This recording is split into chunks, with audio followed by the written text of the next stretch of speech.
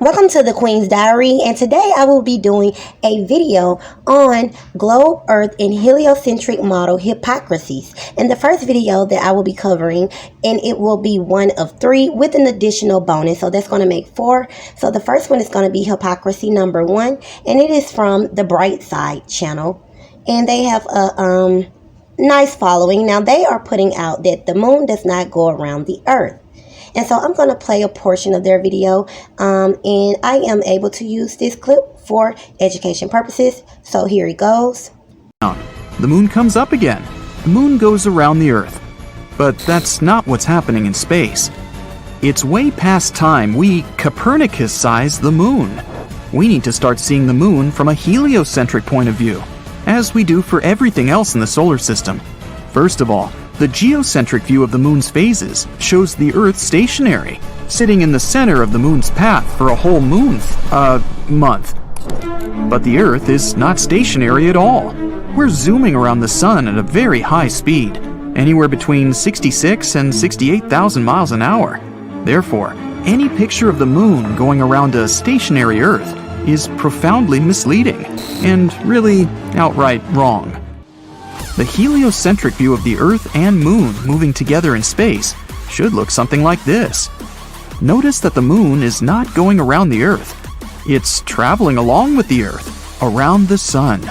The path of the Moon around the Sun is a sinusoidal path, back and forth, across the ever-forward moving path of the Earth. Notice that the Moon always goes forward too. It doesn't ever go backward. Hypocrisy number one. The video revealed that the moon rotates around the earth or receives sunlight every 24 hours instead of every month. It specifically stated that the moon moves on a sinusoidal path, basically rotating allegedly exactly as the earth does. And if that is true, that means that the moon rotates around the earth once every 24 hours. And so that is why you see it going over the earth, maybe in a different position because it travels differently around the earth. It's not just a perfect circle. That's why sometimes at night it's kind of in a different spot, but it's traveling around every 24 hours, just like the sun.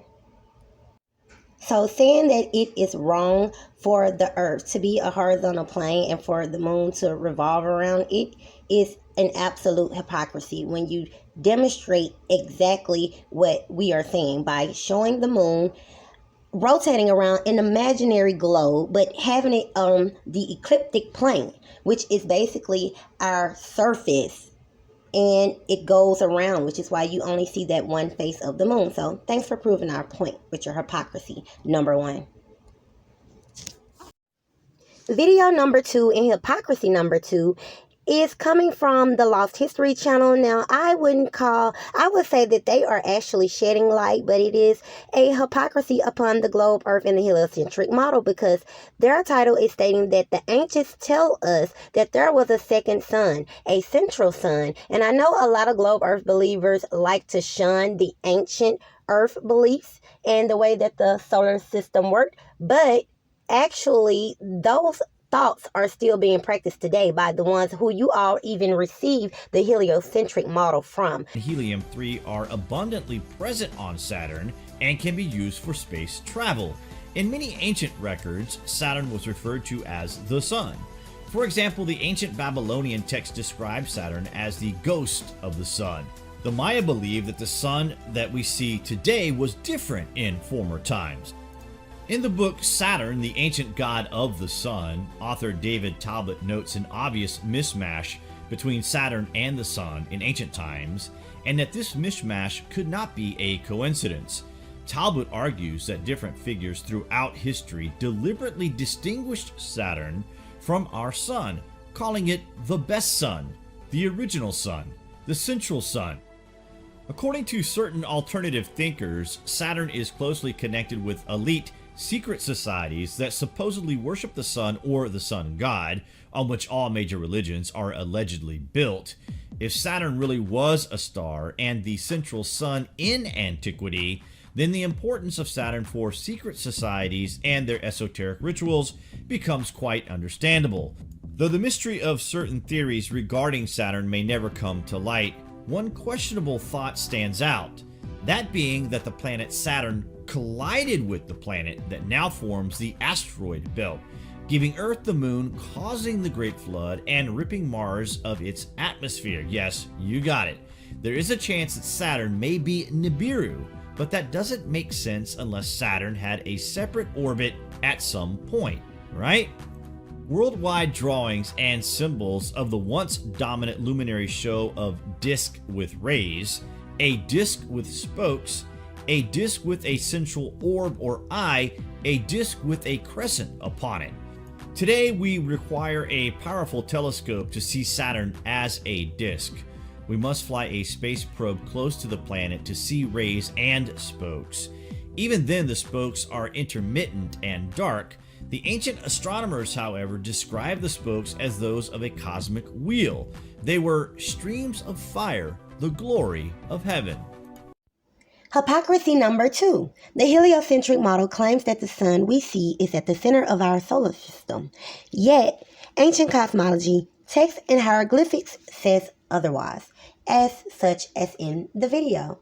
So, if something is so sacred to, I would say, the powers that be, why would they let you all know about it? Why would they censor it for you all to have a focus on? Don't you think that they'll put it up somewhere to the side or deflect from it so you all wouldn't be basically worshiping the same thing that they feel that they're getting power from, or whatever the case may be? Think about it.